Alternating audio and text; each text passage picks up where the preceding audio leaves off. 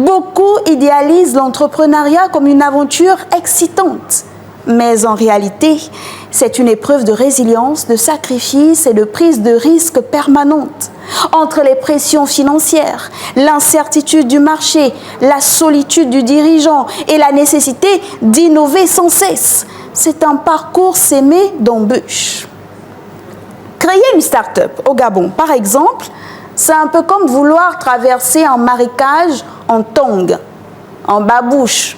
Certains diraient en sans confiance. Bref, c'est possible, mais il faut être prêt à se salir, à batailler contre des obstacles invisibles et parfois même contre ceux qu'on pensait être des alliés.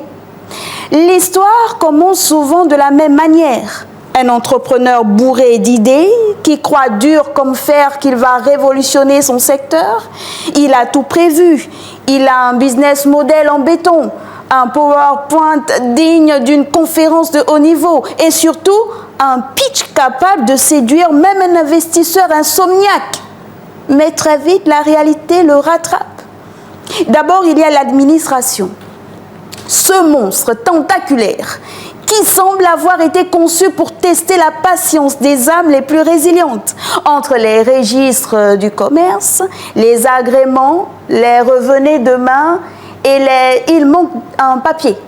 Beaucoup abandonnent avant même d'avoir vendu leur premier produit. Ensuite, le nerf de la guerre, le financement. Les banques, elles prêtent aux riches, il paraîtrait, et demandent des garanties que même les start-up les plus prometteuses ne peuvent fournir. Mais attention, ça c'était avant. Parce que vous le savez, il y a désormais une banque pour le commerce et l'entrepreneuriat au Gabon. Une très belle initiative qui a pour ambition de soutenir et d'accompagner les entrepreneurs, tant sur le plan financier que technique. Donc, il faudra juste se rappeler aux uns aux autres que c'est bien de vouloir un accompagnement, mais il faut aussi être correct. C'est à vous aussi de formaliser votre business. C'est à vous aussi d'être structuré pour que le partenariat fonctionne. Et plus récemment encore, on a vu que la première dame du Gabon, Zita Oligui Nguema, a doté l'université Omar Bongo d'un incubateur. Ce dernier a pour objectif, lui aussi, de soutenir et d'accompagner les porteurs de projets.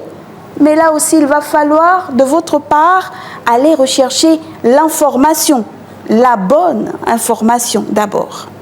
Donc après la question du financement, il y a celle des investisseurs. Souvent, ces derniers préfèrent les secteurs traditionnels où le risque est limité. Quant aux aides publiques, elles existent, mais leur accès ressemble à une quête épique où seuls les initiés savent trouver la bonne porte. Et puis il y a le marché. Un marché tout petit, méfiant et parfois frileux face aux innovations locales.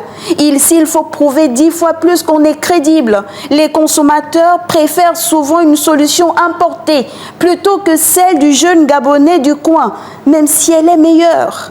Le mythe de l'étranger a encore de beaux jours devant lui.